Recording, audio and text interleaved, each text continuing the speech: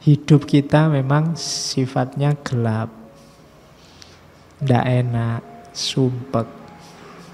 Ada sih jalan keluar, biar ndak sumpek-sumpek amat. Ada jalan keluar sementara, ada jalan keluar permanen.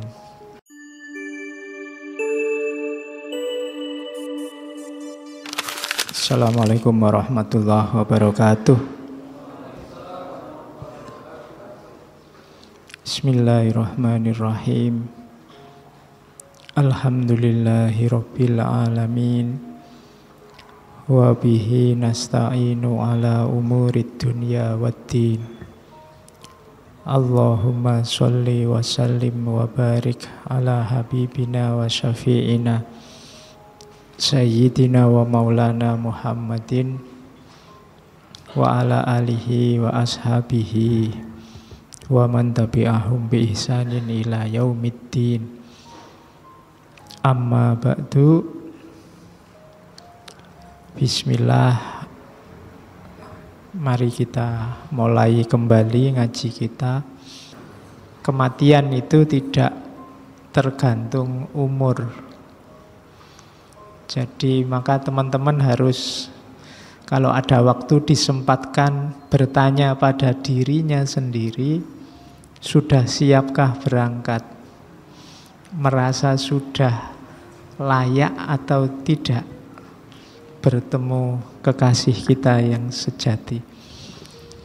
Kalau belum, ya harus mulai siap-siap. Dan tidak boleh ditunda. Insya Allah teman-teman sudah ngertilah caranya, sudah ngerti teorinya, sudah ngerti konsepnya, sudah tahu mana yang harus dilakukan, mana yang harus dijauhi. Itulah sangunya sebenarnya. Maka ayo semua, di antara tujuannya ngaji-ngaji yang dilaksanakan di masjid ini kan dalam rangka itu. Biar ilmunya tambah, kita tambah siap untuk pada saatnya dipanggil dan menghadap. Makanya saya sering bilang, sudahlah ngaji ini tidak usah dikasih pamrih macam-macam, tidak usah dikasih target macam-macam. Yang penting lillahi ta'ala, tambah banyak kebaikan yang kita lakukan. Seperti ngaji ini, tambah dekat sama Allah. Apapun yang dilakukan, rumusnya pokoknya membuat kita semakin dekat sama Allah. Jadi rumusnya itu. Oke, bismillah, kita kembali ke laptop. Kita lanjutkan materi kita. Seperti janji saya, bulan ini kita belajar para filosof eksistensialis. Jadi kita ingin lihat hikmah apa sih yang dititipkan oleh Allah di kepalanya para filosof barat. Dan coraknya biasanya agak beda dengan para filosof timur, termasuk para filosof muslim. Meskipun juga ada sedikit-sedikit persinggungannya. Malam ini kita ketemu beliau, Arthur Schopenhauer. Bismillah ya, pelan-pelan kita belajar. Kelihatannya pertama kali saya ngangkat tokoh ini, makanya saya awali pelan-pelan dulu. Masuk ke teorinya sekarang. Dasarnya mirip teori fenomena atau teori ideanya Plato. Jadi the world as my representation. Dunia ini sebenarnya hanya representasi. Representasi itu presentasi ulang.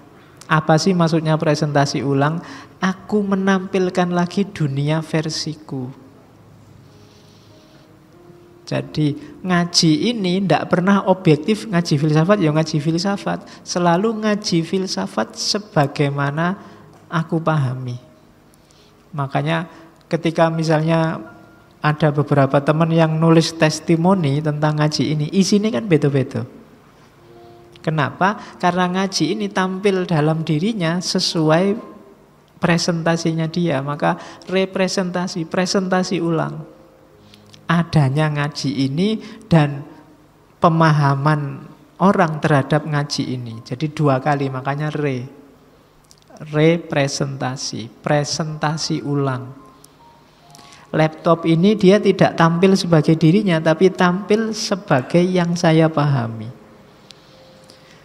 Sesuai kapasitasku. Karena dalam diriku ada informasi tentang laptop, saya menyebutnya laptop.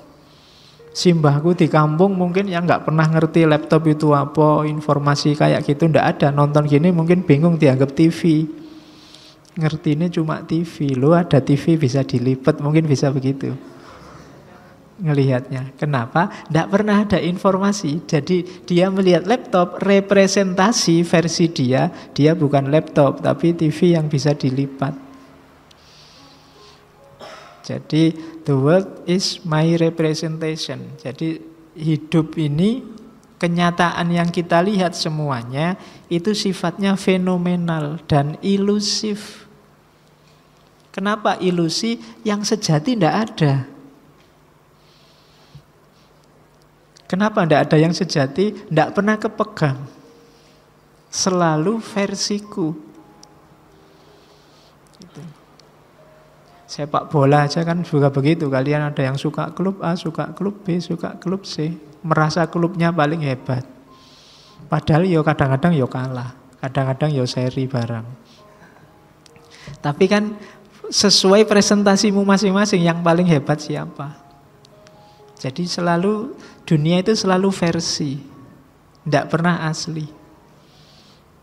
Jadi kadang-kadang versinya malah bertumpuk-tumpuk. Ngaji ini menurut si A, terus dia nulis, tulisan si A dipahami orang lain, dia dan seterusnya. Al-Quran dipahami Imam Syafi'i, berarti Al-Quran versinya Imam Syafi'i. Imam Syafi'i nanti dipahami oleh orang-orang yang setuju melahirkan mazhab namanya Syafi'iyah. Syafi'iyah di Indonesia mungkin diikuti misalnya oleh Mbah Hasyim Asy'ari melahirkan NU. NU nanti dipahami ala Gus Dur jadi NU versi Gus Dur. Nanti mungkin pecah lagi, Gus Dur yang PKB apa Gus Dur yang non politik apa yang Gus Dur. Selalu begitu. Selalu representasi, selalu dipresentasi ulang. Jadi itulah karakternya dunia. Dan kalau presentasi ulang berarti saya yang memahami, laptop yang dipahami. Dan ini selalu hadir bareng, tidak pernah terpisah. Kalau dipisah, relasinya hilang, ya tidak ada pemahaman itu, ya laptopnya tidak ada, sayanya tidak ada. Selalu hadir bareng. Jadi subjek dan objek itu my representation sekaligus. Cara orang memahami realitas. Jadi tidak usah terlalu diambil serius, katanya Schopenhauer. Kenyataan itu, realitas itu sifatnya ilusif. Tidak ada yang sejati. Selalu versiku. Mungkin Habib tertentu bagi seseorang dia luar biasa, bagi orang yang lain dia harus dijauhi. Kenapa? My representation. Setiap orang merepresentasikan keinginannya sendiri-sendiri. Jadi the world as my representation. Rumus pertamanya ini harus diingat-ingat. Jadi tidak ada sesuatu yang sejati. Semuanya ilusi. Ini kan mirip ajarannya Buddha. Semuanya kosong. Nama besarmu kosong. Kehebatanmu itu kosong. Kekayaanmu kosong, kemasyhuranmu kosong. Semuanya hanya persepsi, hanya ilusi, representasimu sendiri. Maka orang itu bisa pesimis, bisa optimis sesuai yang dia inginkan. Bisa berpikir positif, bisa berpikir negatif sesuai yang dia mau. Karena dia sendiri yang merepresentasikan. Ngaji ini dianggap sesat, menyesatkan juga bisa. Dianggap bermanfaat juga bisa. Dianggap cuma tombong nganggur aja daripada tidak ada kesibukan, yo iso. Tinggal caramu membaca. Kenapa? Karena duniamu kamu sendiri yang bikin. Disitulah letak ilusifnya. Bahkan misalnya urusan cinta cantik dan tidak cantik kan juga versi. Bagimu cantik luar biasa, mungkin bagi orang lain biasa-biasa saja. Ada yang cakep, tidak dapat pacar, padahal perasaan ya cakep, tapi kok tidak entuk-entuk. Mungkin bagi orang lain nggak terlalu cakep, biasa-biasa saja. Kamu aja yang over GR. Ya kan? Itu my representation. Representasimu sendiri. Nah, kuncinya apa dari representasi itu? Kuncinya adalah will. Jadi, tadi ya saya jelaskan lebih mudah. Antara aku dengan laptop, itu jembatannya cuma satu, will. Karepmu, keinginanmu. Saya sebut tadi versimu, itu kan sesuai karepmu. Apa yang ada di balik dirimu. Jadi pintu gerbangnya adalah kehendak. Realitas itu sifatnya ilusif, dan di balik realitas ini, di balik hubunganku sama laptop ini ada kehendak. Kehendak itu semacam pola yang ada di belakangku, yang mendorongku berpikir, yang mendorongku menginginkan sesuatu, yang mendorongku punya hasrat satu hal dan seterusnya. Tak kasih contoh. Ini harusnya flash disk. Membacanya juga flash disk. Tapi ketika punggungku gatel, aku punya kehendak untuk ngukur apa bahasa garuk. Tanganku nggak nyampe, pakai media ini. Will ingin garuk. Maka yang semula flash disk sekarang jadi alat garuk. Saya representasikan flash disk ini sekarang sebagai alat garuk. Kenapa begitu? Willku yang membunyikan. Keinginanku. Padahal dia ulama besar, luar biasa, pakai jubah, pakai surban, jenggotnya panjang. Kok kamu maki-maki? Dalam dirimu pasti ada kehendak, ada will yang jelek tentang beliau.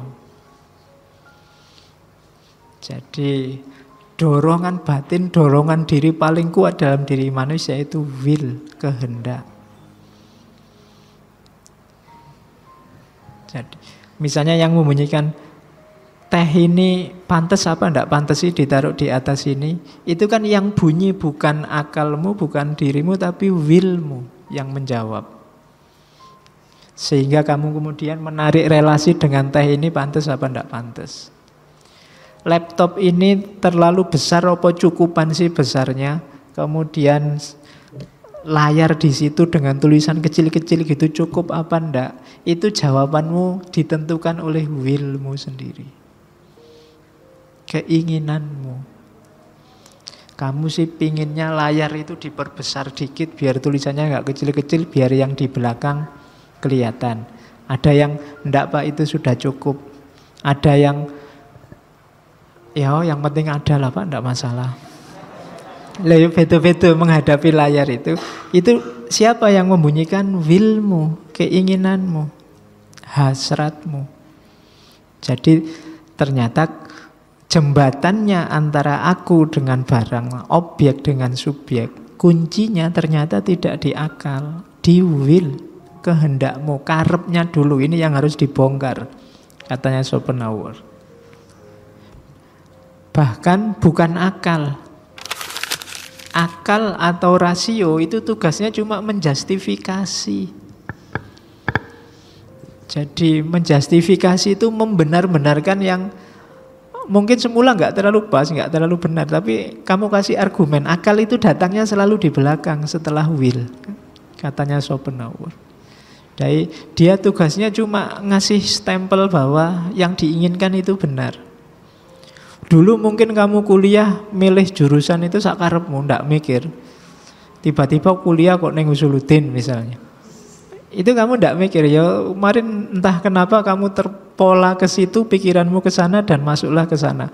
Ditanya orang juga tidak tahu, tapi pelan-pelan kamu akalmu kerja menjustifikasi. Loh, masuk Usuluddin itu karirnya nggak cuma di dunia, di akhirat bisa misalnya. Misalnya, loh ini justifikasinya di belakang. Jadi akalmu itu tugasnya menjustifikasi karepmu. Bahasa Jawanya begitu. Keinginanmu. Sebenarnya kamu suka duluan. Kayak kamu seneng bola itu loh. Sudah terlanjur seneng, meskipun kalah ya dicari-carikan argumen biar tetap. Belum itu sementara. Wah, aku wasitnya tidak adil itu. Itu selalu begitu. Kenapa? Karena yang bunyi itu will-nya, kehendaknya. Akal menjustifikasi belakangan.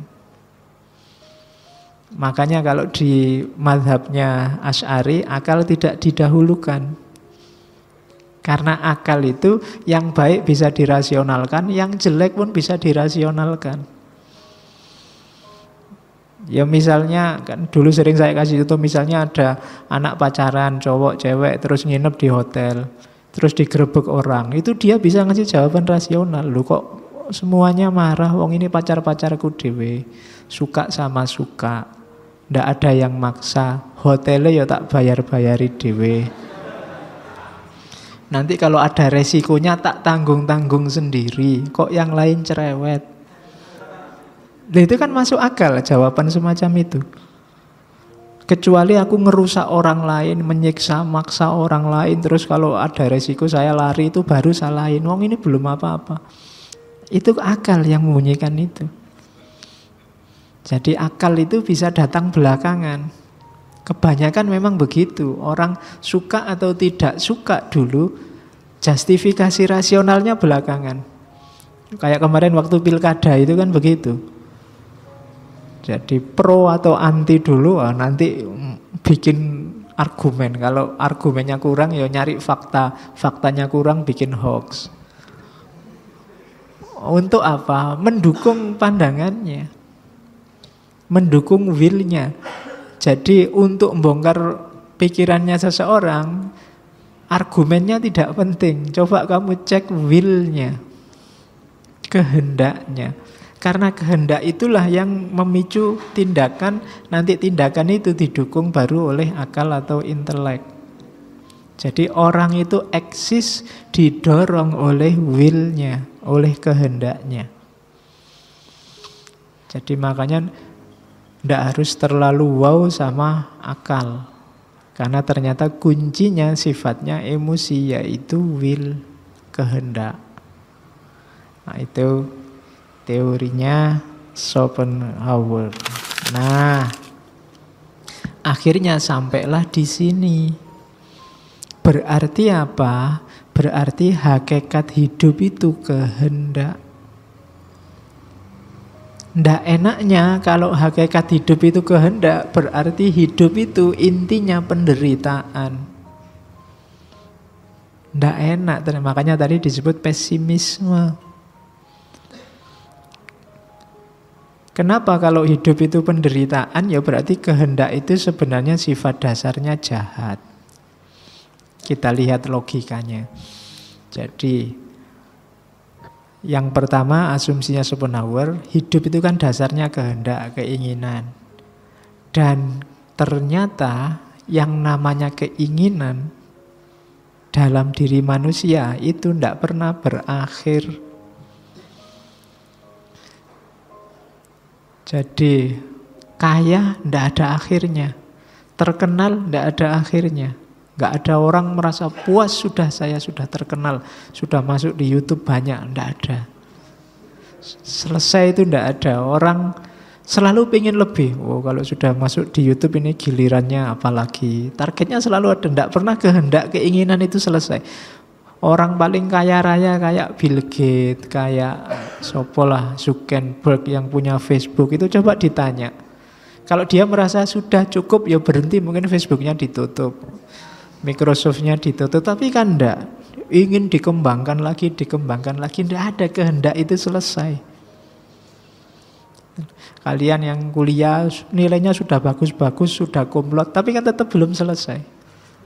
Masih pingin lagi, pingin lagi. Keinginan itu tidak ada akhirnya. Itu berarti apa? Padahal keinginan itu kan orang ingin, itu kan diawali dari rasa sakit apa? Dia merasa kurang.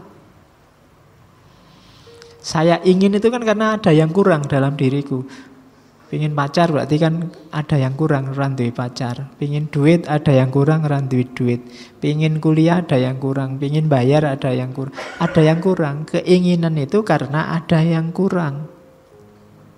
Sementara keinginan itu tidak ada akhirnya. Di sisi lain, keinginan tidak bisa dihindari. Pasti orang ingin sesuatu. Kesimpulan resminya apa? Berarti hidup ini menderita. Hidup ini hakikatnya menyakitkan. Kenapa? Karena kita dikejar-kejar keinginan. Berarti apa? Keinginan itu jahat. Karakternya. Semakin banyak keinginan, siap-siap semakin banyak rasa sakit. Ya kalau gitu ndak usah ingin Pak, ndak mungkin, manusia ndak ingin. Jadi pasti ada keinginan. Jadi logikanya akhirnya apa? Oh berarti hakikatnya hidup ini menderita. Itulah kenyataannya hidup di dunia. Jadi kalian yang merasa menderita berarti kalian sudah mengalami aslinya hidup. Yang masih seneng-seneng belum sadar maksudnya. Sebenarnya kamu menderita. Jadi kenapa intinya hidup penderitaan? Berarti kita hidup dengan karakter penderitaan. Yang penderitaan itu sifatnya kejahatan. Dari situ lahir universal pesimisme. Pesimisme yang universal. Saya bilang tadi dia memang tokoh pesimis. Orang itu kan punya kehendak, punya keinginan untuk dipenuhi. Kalau sudah dipenuhi, terus dia merasa senang, bahagia. Kan itu cita-cita normalnya setiap orang. Padahal apa sih bahagia itu? Katanya Schopenhauer, bahagia itu redanya keinginan sementara dari rasa sakit tertentu. Kalau terus-terusan, jangan dikira bahagia itu bisa terus. Karena begitu dia diulang, yang ketemunya bukan bahagia lagi, tapi bosen. Jadi misalnya kalian punya keinginan rumah mewah, keturutan punya rumah mewah, bahagia. Bahagianya kan paling bulan pertama, minggu pertama, paling tahun pertama. Setelah itu kan rasanya biasa. Setelah itu rasanya bosen. Pingin punya rumah lagi. Wong sekarang orang kota itu pingin hidup kayak orang desa. Rekreasi ke desa, ke sawah, rekreasi mandi di sungai. Ya orang desa ya tiap hari sudah begitu, tidak pakai rekreasi. Orang kotanya bosen kan pingin. Nah, sekarang kan bangsane wisata-wisata di pedesaan itu kan begitu. Tidurnya di tikar, kemudian outbound itu kan main-mainnya. Kalau orang desa kan ya setiap hari memang begitu, tidak pakai outbound. Simbahmu itu outbound tiap hari di kampung, tidak pakai outbound-outboundan tiap hari. Yo nyemplung neng sawah, yo mandi di kali. Kalau kita kan sekarang jadinya outbound. Kenapa bisa begitu? Ya orang di sana sih mimpi kayak orang kota, bisa jalan-jalan ke kota, bisa hidup kayak orang kota yang mewah, apa-apa ada. Yang kota pengen ke desa, kenapa? Bosen. Jadi bahagia itu ujungnya kebosanan. Terus muncul keinginan baru. Jadi ternyata bahagia itu bukan terpenuhinya keinginan, tapi redanya keinginan sementara. Sementara terpenuhi itu reda. Tapi terus kalau dinikmati lama-lama jadi bosen. Kan sering saya ilustrasikan, seenak-enaknya makan itu di piring pertama. Diulang lagi piring kedua, kamu sudah mulet-mulet. Piring ketiga sudah puyeng kamu makannya. Piring keempat muntah. Kenapa? Ya, itulah semua kenikmatan, semua keinginan itu lahirnya nanti kemuaan, kebosanan. Jadi ternyata hidup ini malang sekali. Kita hidup adalah bolak-balik antara penderitaan dan kebosanan. Menderita ketika keinginan belum terpenuhi, ketika terpenuhi ketemunya malah kebosanan. Waktu jomblo belum punya pacar, mimpi-mimpi enak sekali kalau punya pacar bisa macam-macam. Begitu punya pacar, paling jarak berapa bulan, setahun, 2 tahun mulai bosen. Ada yang lain lebih cakep mesti ya rodo ngelirik-ngelirik. Nanti diteorikan juga itu oleh Schopenhauer. Jadi itu yang dimaksud universal pesimis. Ternyata hidup itu ndak enak. Katanya siapa hidup itu enak. Orang bisa seneng-seneng dalam hidup tapi pasti ndak lama. Di titik tertentu dia bosen. Terus ingin yang lain. Sakit lagi, tidak terpenuhi, terus terpenuhi lagi, sakit lagi, dan terus begitu. Jadi antara bosen sakit. Itulah hidup kita, katanya Schopenhauer. Pokoknya kalau belajar Schopenhauer itu hidupnya jadi surem. Jadi tidak ada ceria-cerianya. Allah hidup ini sumpah, karena dia sendiri juga cara berpikirnya agak suram, agak pesimis. Berpikirlah positif. Mungkin jawabannya berpikir positif gimana, wong kuliah ndak lulus-lulus, pacaran duwe, misalnya contohnya begitu.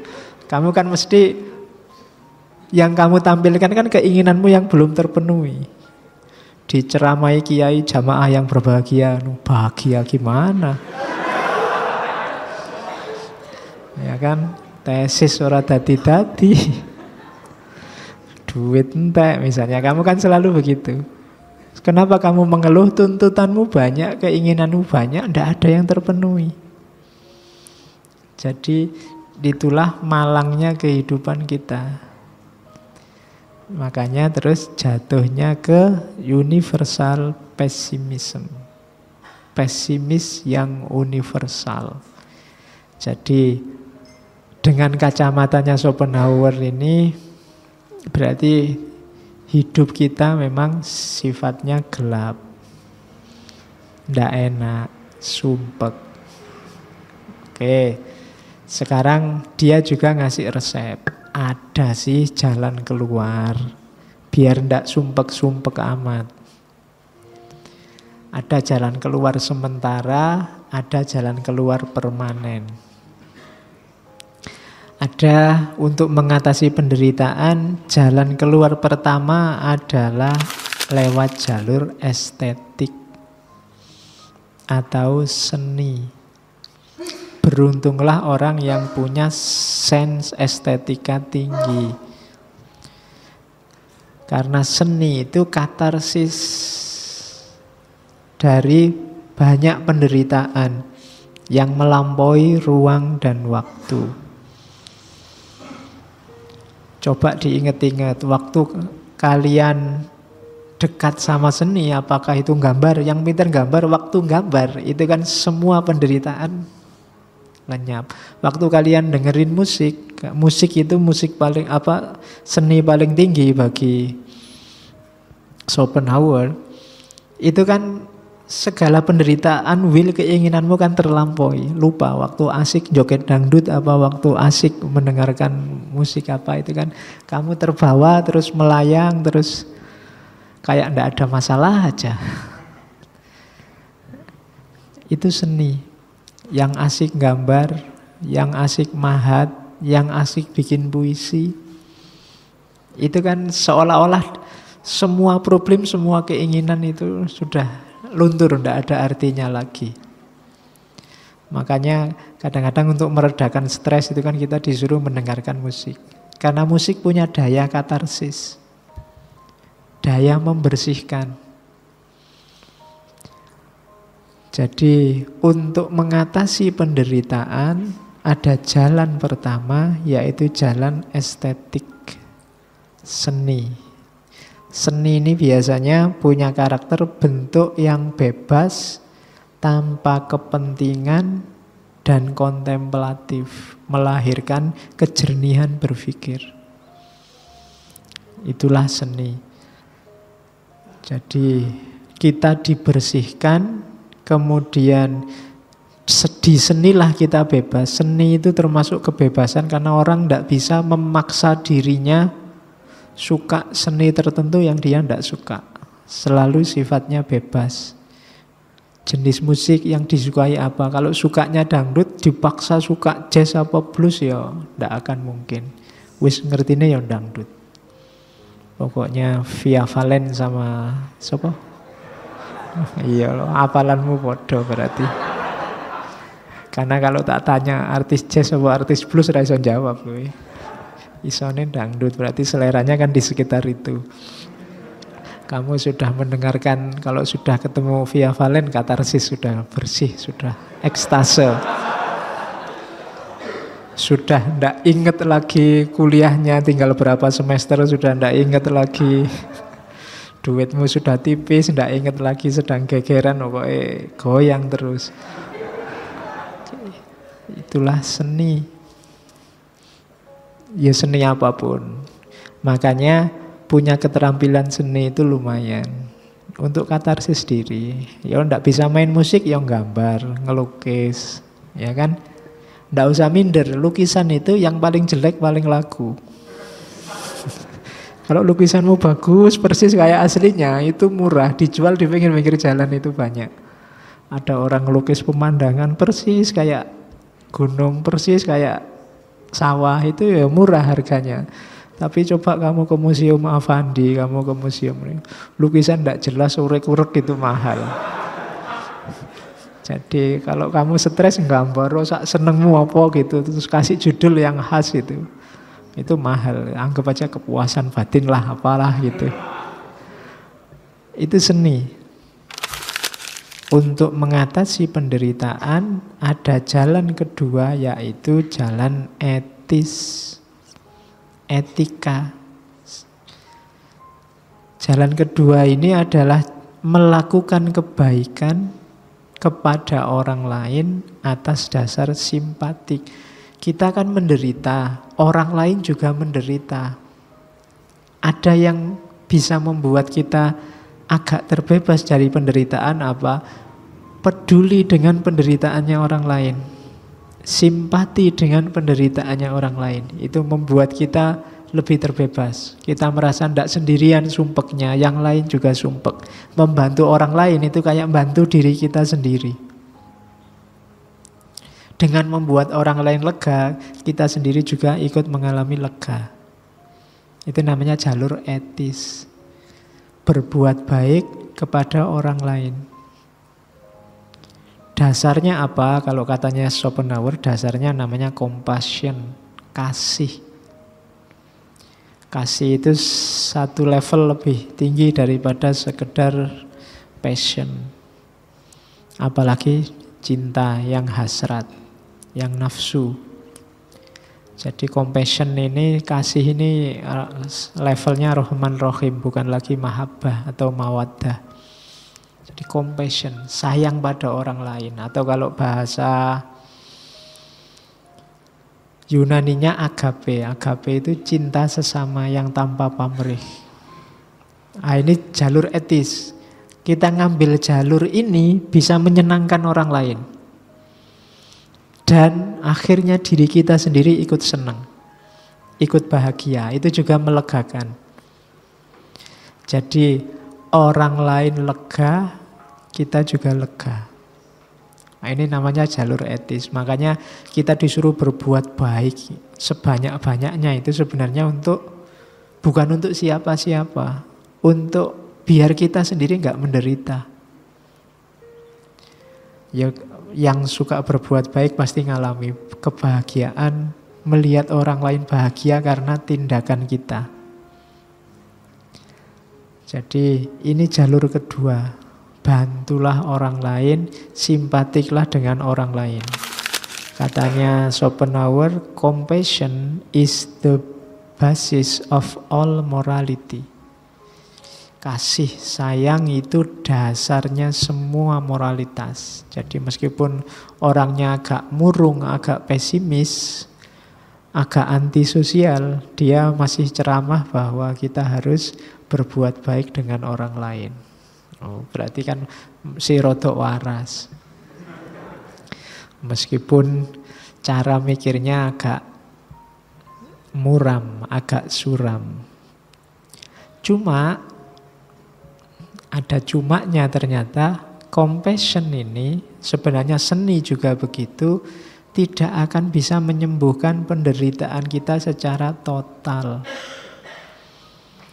Kenapa? Karena masih terikat dengan kehidupan. Selama masih terikat dengan kehidupan, masih ada will tadi.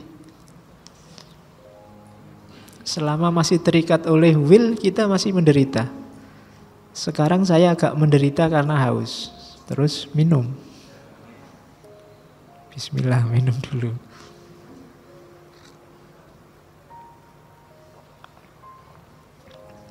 Alhamdulillah, minumnya selesai. Kan tidak selesai, masih ada penderitaan baru muncul. Yo, ngajinya masih terus lagi berarti. Masih belum selesai capeknya, nah, masih ada lagi, selalu begitu. Kalian jangan dikira, Pak saya pengen ndang selesai tesisnya, ndang ujian, ndang bebas. Jangan dikira. Begitu tesismu selesai, ada lagi keinginanmu. Waduh, kawinnya kapan Pak terus? Ya kan, kawin nanti, wah pengen juga dapat kerjaan ya Pak, kerjaannya gimana? Jangan dikira, seneng-seneng wisuda paling sehari, mungkin ya gak sampai sehari, 1 jam 2 jam, ya kan? Atau ya hanya pas dalam ruangan wisuda itu aja, seneng lah. Begitu keluar nambah masalah baru. Kenapa masalah baru muncul? Kamu punya keinginan baru. Karena ada keinginan baru, ya penderitaanmu muncul lagi. Coba ndak usah ingin apa-apa. Setelah wisuda ngapain? Ndak tahu Pak, ndak ada target apa-apa. Ndak mikir, saya ndak punya keinginan apa-apa. Lu justru yang bahagia itu. Buktinya apa? Ada solusi ketiga dari Schopenhauer untuk kita bahagia beneran. Apa? Asketis. Asketis ini baunya kayak sufi karena memang ngambilnya dari ajaran Buddha. Jadi semakin banyak keinginan, kita semakin sakit. Berarti solusinya apa? Nggak usah pingin macam-macam.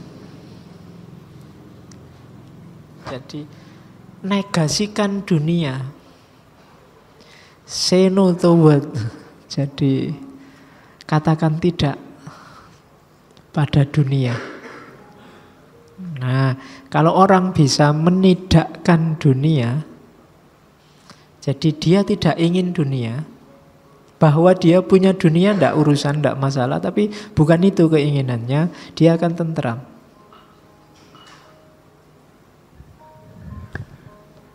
Jadi lampauilah egomu, hiduplah secara asketis. Asketis itu bebaskan dirimu dari keinginan-keinginan duniawi. Orang asketis kan gitu.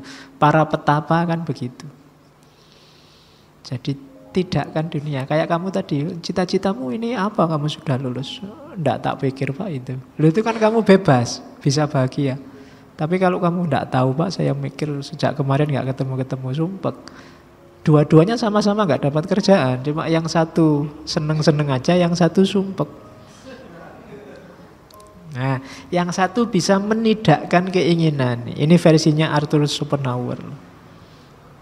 Kenapa orang desa itu lumayan lebih tentram hidupnya, meskipun secara materi tidak sebanyak yang dimiliki orang kota? Karena keinginannya tidak terlalu banyak. Alas yang penting bisa makan beres. Kalau kita kan nggak cuma bisa makan, ya bisa makan, ya bisa punya motor, ya bisa punya mobil, ya bisa, ya enggak, ya tetap enggak ada akhirnya. Tapi kalau keinginan kita batasi sendiri, kita selesaikan sendiri keinginan kita. Selesai sudah saya dengan dunia, saya enggak jatuh cinta lagi. Dunia aku talak 3, kayak katanya Ali bin Abi Thalib itu kan. Ya dunya hurri ghairi, fakot tolak tuka salah satan. Wahai dunia, godalah yang selain aku. Gak usah godo aku lagi. Kenapa? Kamu sudah ku talak 3. Kalau bisa kayak gini hebat. Itu berarti mengikuti sarannya Schopenhauer. Jadi mematikan keinginan. Secantik apapun, seindah apapun dunia, jangan dikira aku akan tergoda. Silahkan dunia menggoda orang lain daripada capek-capek menggoda aku. Karena sudah ku talak 3. Wah, itu kehidupan asketis. Tidak penting lagi dunia, tidak penting lagi nama besar, tidak penting lagi kekayaan, tidak penting lagi. Segala yang sifatnya dunia tidak penting. Orang semacam ini sudah beres dengan dunia. Jadi maka dia tidak akan tertipu lagi. Solusi asketis ini kalau menurut Schopenhauer lebih permanen dibandingkan solusi etis maupun solusi estetis. Orang yang tidak terpesona lagi, tidak jatuh cinta sama dunia, yang bisa menyetop keinginan-keinginannya, dia lebih bahagia. Orang yang tidak banyak harapan, tidak banyak keinginan kan lebih mungkin untuk nemu kebahagiaan. Kalau bahasa orang Jawa, orang yang ngerti sudah. Sudah Pak, saya kuliah S1 aja mati-matian, nanti kuliah S2 mau jadi apa? Sudah. Sekarang mikir yang lain. Nah itu orang yang ngerti sudah, ngerti selesai. Kita selama ini menderita karena kita tidak pernah ngerti titik. Kita selalu koma. Akhirnya kita selalu tidak puas. Dikasih apapun tidak puas. Karena keinginan kita sendiri yang tidak pernah habis, tidak pernah berhenti. Maka ayo kita kenali titik sudah dalam hidup kita. Di situ sebenarnya kuncinya kebahagiaan. Sebanyak apapun harta kita, setinggi apapun karir kita, semulia apapun status kita di tengah masyarakat, kalau hidup kita masih banyak sekali kehendak yang ingin diwujudkan yang belum terwujud, ya kita belum bahagia. Hidupnya masih menderita. Jadi kalau ini pengaruh kuat dari ajaran Buddhisme. Jadi ajarannya agama Buddha. Jadi hidup itu maya, maka kita harus mencapai nirwana. Nirwana itu kondisi ketika orang sudah mencapai nothingness tanpa kehendak. Kadang-kadang oleh orang Indonesia nirwana itu dianggap surganya. Mungkin juga. Meskipun konotasinya kan kebalikannya. Kalau di kita kan, kita memahami surga itu kan penuh nafsu. Iya kan? Surga dalam imajinasi kita kan isinya nafsu dok. Bidadari lah, makan enak lah, mau apa-apa tinggal nyeduk, tinggal ngambil, datang sendiri. Bayanganmu kan selalu itu. Surga yang penuh hasrat dan penuh nafsu. Kalau di Buddha, nirwana itu justru kebahagiaan sejati itu ketika kita sudah selesai dengan dunia, dengan diri kita. Jadi disitulah kita bisa menciptakan surga kita sendiri. Jadi surga kita di dunia itu bukan ketika kekayaan kita berlimpah ruah, harta melimpah ruah, enggak. Tapi ketika kita bisa mengendalikan keinginan, bisa menyetop, bisa titik dengan dunia. Sudah tidak koma lagi, selesai, di situ kita bahagia. Nah itu cara semacam ini namanya cara asketis. Jadi asketisisme, kehidupan yang asketik, menjauhi dunia. Cuma untuk mencapai level ini ya perjuangannya berat. Para sufi itu riadohnya ya berat-berat. Kalau untuk kita ya agak berat. Mungkin kita kalau lewat jalur seni masih mungkin, kalau lewat jalur etis masih bisa lah. Tapi jalur ini harus meluangkan waktu khusus untuk latihan. Karena sudah terlanjur cinta kita sama dunia. Kalau sudah terlanjur cinta kan dipisahkan susah.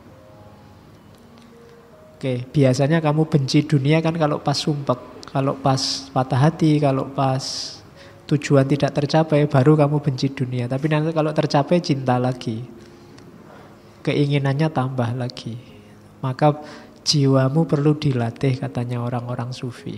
Sampai tidak terikat oleh dunia. Sehingga para sufi kan sampai menyarankan uzlah. Uzlah itu menjauh dari dunia. Menjauh biar, karena kalau dekat, itu ya rasa cintanya susah hilang. Kalau selalu dekat susah hilang.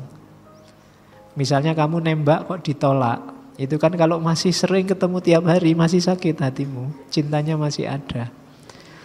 Kalau sudah tidak ketemu sekalian selesai, sudah tidak ada. Nah, makanya terus para sufi menyuruh kita uzlah dari dunia. Biar tidak ketemu tiap hari sama dunia. Kalau masih ketemu tiap hari cintanya masih besar. Maka disuruh uzlah. Ini jalan asketis. Agak berat, tapi hasilnya permanen. Bisa membuat orang bahagia. Tidak terburu-buru oleh dunia lagi.